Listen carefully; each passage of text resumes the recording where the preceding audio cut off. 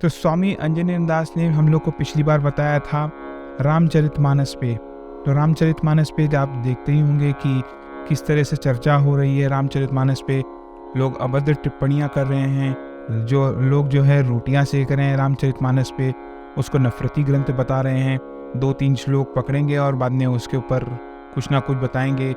कोई चौपाई बताएगा, कोई कुछ बताएगा, कोई वाल्मीकि रामायण की कोई श्लोक बताएगा और चेरी पिकिंग करेगा। तो हम लोग आज रामचरितमानस पे चर्चा करेंगे कि है क्या आखिरकार वो जो 2-3 श्लोक जो कंट्रोवर्सी में हैं, वो आज हम लोग जानेंगे श्री स्वामी अंजनेय दास से। महाराज जी, जैसे आपने अभी रामचरितमानस पे बात की, ठीक है, तो रामचरितमानस पे रिसेंटली बहुत कंट्रोवर्सी हुई थी। उसको बताया जाता है कि भाई तुम नफरती ग्रंथ है, और जो है चेरी पिकिंग करके बताया जाता है। उसमें एक स्पेशली उसमें एक दोहा बताया जाता है, ढोल गवार शूद्र पशुनारी ये सब है ताड़न के अधिकारी। महाराज जी, वो ताड़न का अर्थ क्या है? क्या हमको बता सकते हैं? उसके सब लोग को बता सकते हैं? देखो, हम आपको बहुत मानते हैं, अब आप हमको ना मानो। हम आपको देख रहे हैं वात्सल्य की दृष्टि से, करुणा की दृष्टि से। अब आप मेरे ऊपर संदेह करो कि पता नहीं किस लिए आया हुआ है। संदेह के लिए कहा गया है कि अज्ञश्चा अश्रद्धानश्चा संशयात्मा विनश्यत नायम लोको न परो न सुखो संशयात्मा। रामचरितमानस गोस्वामी जी का जो भाव है, तो गोस्वामी जी के भाव में अभेद है। गोस्वामी जी के चौपाई को समझने के लिए ऋग्वेद पढ़ना चाहिए। अभी तुम चौपाई पढ़ के और समझ लेंगे, ये तो कहीं नहीं। पहले आप 7 मंत्र देखिए, अब चौपाई छोड़िए। वो क्या लिखे हैं, ढोल क्या है शब्द है। हाँ सुनिए, पहले चौपाई देखिए, यन माया वसवर्त विश्व अखिलम ब्रह्मादि देवासुरा। जिसकी माया के बस में, जिसकी माया माने उसको लखाया जा रहा है अभिधा वृत्ति से, माने उसको लक्षणा और अभिधा से। कौन है वो? परमात्मा, उसकी माया उसमें। ये कहाँ है? ये वेद का है, उपनिषद का मंत्र है। ते ध्यान योगा अनुगता पश्यन देवात्म शक्ति स्वगुणै निगूढ़ाम या कारणान निखलान तान कालात्मयुक्तान अधितिष्ठित एका। वो अकेले रहती है। श्वेता सतर उपनिषद का है ये मंत्र, 3रा मंत्र है। तो अब ये जो है, ये 6ठे मंत्र में देखिए क्या लिखा है, यन माया वसवर्त विश्वखिलम ब्रह्मादि देवासुरा यस सत्वाद मृषई। आप ये मृषई शब्द को पकड़िए। ये मृषई शब्द किसका सूत्र है? शंकराचार्य जी का सूत्र है। ब्रह्म सत्यम जगत मिथ्या जीवो ब्रह्मेव नापरा। इस सूत्र को आप आगे चल करके देखिए, क्या सुंदरकांड का पाठ करते हैं ना, क्या लिखा है उसमें, शांतम शाश्वतम प्रमेय मनघम निर्वाण शांतिम प्रदम ब्रह्मा शंभु फणीन्द्र सेव मनीषम वेदांत वेद्यम विभुम। वेदांत के द्वारा, है ना, उपनिषद के द्वारा जिसको जाना जा सकता है राम जी के बारे में, है ना। रामाख्यम वेदांत वेद्यम विभुम रामाख्यम जगदीशुरम माया मनुष्य रघुवरम भूपाल चूड़ामणि। तो ये वेदांत वेद्यम है। वहाँ से साधारण अर्थ आप लगावें, अब जो भी साधारण अर्थ लगावें, अब उस साधारण अर्थ में आपने अर्थ लगाया है, हमने तो लगाया नहीं, है ना। तो आपके मन में क्या है आप वही सुनेंगे। क्यों? कोई मानता है किसी का, एक बच्चे रूठ जाए तो मनमाना आचरण, ये मनमाना हो रहा है। तो मनमाना में क्या है? आदमी विद्वेष फैला रहा है, राग द्वेष फैला रहा है। गोस्वामी जी ये घर में, आप अपने परिवार में, है ना, यहाँ शंका है एक दूसरे पर, कोई प्रेम, रामचरितमानस प्रेम का ग्रंथ है। प्रेम का ग्रंथ नहीं है, भक्ति के परम प्रेम का ग्रंथ है। हाँ, वो प्रेम ही नहीं है। और उसके लिए अधिकारी होना चाहिए।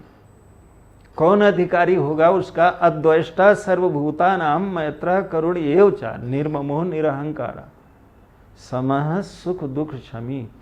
जो जिसको किसी के प्रति द्वेष नहीं होगा, अद्वेष्टा सर्वभूता नाम, जीव मात्र में, पूरा समग्र ब्रह्मांड को अपना अंतःकरण मान करके लिख रहे हैं गोस्वामी जी।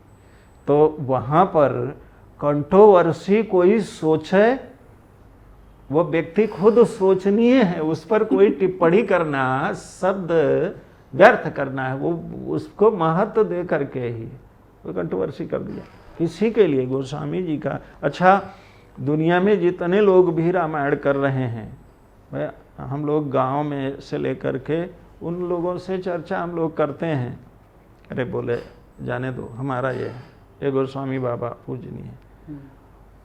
तो ये कंट्रोवर्सी जैसा रामचरितमानस में एक शब्द नहीं, एक अक्षर नहीं है, नहीं कोई। अभी अर्थ हम करेंगे तो आप कहोगे कि उसमें यह है ना, वो ताड़ना शब्द का अर्थ होता है व्यापक ब्रह्म दृष्टि, व्यापक ब्रह्म दृष्टि। और ढोल में कितना आ गया, ढोल खाली एक चमड़े के ढोल को नहीं है, पूरे जगत का नाम ढोल है। जगत, पूरा जगत क्या है जो खाली हो, है ना, जिसमें वहाँ है व्यापक ब्रह्म दृष्टि। शूद्र शब्द महानतम पवित्रतम अर्थ है। अच्छा। नारी का अर्थ किसी नारी के लिए नहीं है, नारी का अर्थ पावर से है, उसके पावर है ना। शूद्र का अर्थ होता है पवित्र, परम पवित्र, माने शुद्ध, बुद्ध, मुक्त, ये सब इसके दिव्य अर्थ होते हैं। जब आप जाओगे वहाँ 3 अर्थ हैं।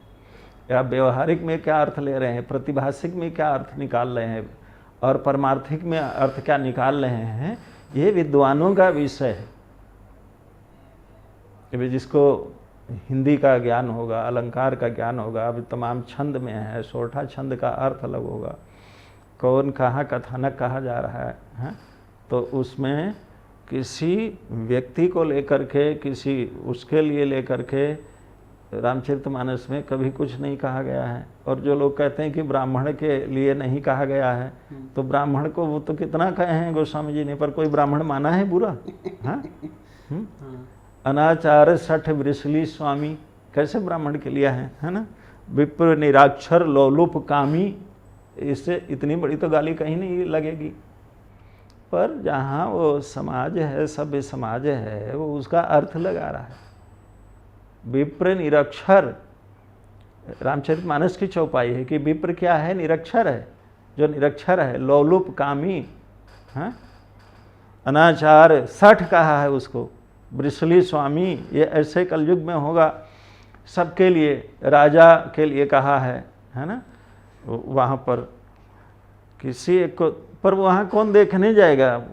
आपको कहाँ, आप तो, आपको गोस्वामी जी से नहीं लेना देना है, ना रामचरितमानस से लेना देना है, ना उन माताओं से लेना देना है, ना उन जनता से लेना देना है, आपको किसी से लेना देना नहीं है। आपको अपनी जो आपकी काबिलियत नहीं है, माने आप कोई दिव्य कार्य करो उसके कारण लोग आपका पूजा करें, आप कोई महानतम कार्य करो, जनता का कार्य करो, उसके लिए वो तो आपके बस का है ही नहीं। तो आप ऐसे विवादित कुछ बोल के चर्चा चलाओ 2-4 दिन और कुछ लोग आपका जय करें। तो ये तो आपने प्रश्न किया, ये प्रश्न ही नहीं करना चाहिए, है ना। आपने पूछ लिया तो हम इस पे चर्चा कर ली। बाकी अध्यात्म के 2 पार्ट हैं, एक है पूर्व पक्ष और एक है उत्तर पक्ष। मान लिया किसी का 100 वर्ष आयु है, तो पूर्व पक्ष जहाँ है वहाँ धर्म जिज्ञासा है, अथा तो धर्म जिज्ञासा। तो धर्म जिज्ञासा जहाँ है, विद्यार्थी का जीवन और गृहस्थ का जीवन, ये धर्म जिज्ञासा के अंतर्गत आएगा, धर्म रहेगा। तो अब विद्यार्थी को पढ़ाई कैसे करनी चाहिए, कितना तन्मय होना चाहिए, उसके लिए क्या क्या, वो धर्म के अंतर्गत आएगा। गृहस्थ का क्या क्या कर्तव्य है, वो है गृहस्थ उसमें।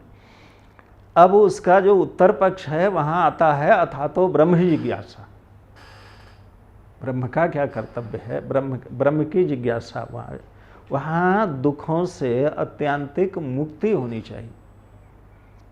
और ये दुख तो किसी को पसंद नहीं है, पीड़ा किसी को पसंद है, किसी जीव को जहाँ दुख हो वो किसी को नहीं पसंद है।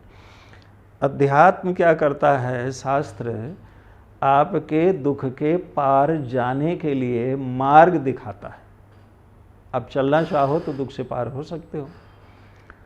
अब ये मार्ग दिखा रहा है, सनातन धर्म का मार्ग दिखा रहा है। वो गोस्वामी जी का ग्रंथ हो, चाहे रामायण हो, चाहे हनुमान चालीसा हो, और चाहे अन्य ग्रंथ हो, विनय पत्रिका हो। विनय पत्रिका में गोस्वामी जी अपने लिए कह रहे हैं, रामचरितमानस में पहले उन्होंने खुद के लिए कहा है। वो चौपाई कोई नहीं पढ़ेगा। जो अपने अवगुण मैं कहूँ, बाढ़े कथा पार नहीं लाऊं। गोस्वामी जी अपने लिए कह रहे हैं, मेरे में सिर्फ दोष ही दोष है, ऐसा कह रहे हैं। तो उसका अर्थ क्या? उनमें दोष है, ये उनकी विनम्रता है, ये उनका दैन्य है, ये उनकी निराभिमानता है, अभिमान से रहित है। वो समस्त को सिया राम मैं सब जग जानी, ऐसा बोल रहे हैं। तो सिया राम में सब जग जानी माने द्वैत है ही नहीं, द्वैत की बात कर रहे हैं, कोई दूसरा है ही नहीं।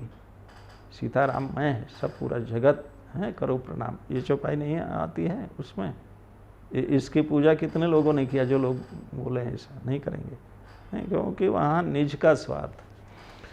तो स्वार्थ से उठ कर के जो परमार्थ में है, तो परमार्थ में उत्तर पक्ष में है, अपना पराया नहीं है।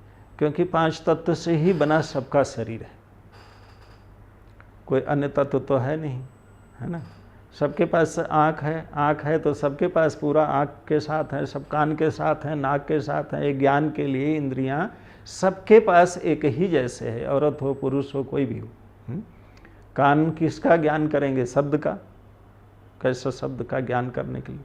आँखें दृश्य का, नाक गंध का, जिह्वा रस का, और ये जो आपका त्वचा है वह स्पर्श का। ये ज्ञान इंद्रियां हैं, कर्म इंद्रियां हैं। तो ज्ञान इंद्रियां और कर्म इंद्रियां एक ही जैसे सबकी है कि दो तरह से है? बताइए, एक ही जैसे है ना भाई। आंखें देखने का ही काम करेंगी चाहे जिसके पास हो। उसमें कहीं है कि ये इसमें कोई जाति का, वर्ग का, या देश का, या भाषा का कुछ ऐसा है? नहीं। कान वही ज्ञान करेंगे शब्द का। तो ये जो 5 तत्वों से बना शरीर, सब में अगर आपकी दृष्टि तत्वपरक है तो आप में भेद हो ही नहीं सकता, भेद बनेगा नहीं। दृष्टि तत्वपरक है, ये है उत्तर मीमांसा कि अब आपकी दृष्टि तत्वपरक होनी चाहिए। तो तत्वमय दृष्टि है तो उसका अर्थ बदल जाएगा, सबका अर्थ बदल जाएगा, सारे उसका अर्थ आपको दूसरा देने लगेगा। तत्परक दृष्टि है, आपकी दृष्टि ईश्वर परक है, आपकी दृष्टि सब में मित्र परक है। और अंतिम दृष्टि क्या है? अपने परक, माने सब हमारी ही तो आत्मा है, एक ही आत्मा है। तो सब में एक ही आत्मा है कि अलग अलग है? तो कहाँ भेद बनेगा? और अंगंगी भाव में है, हम अपने शरीर में हाथ को, पैर को, इसकी हिफाजत करते हैं। तो ये दृष्टि देता है हमारा सनातन धर्म शास्त्र।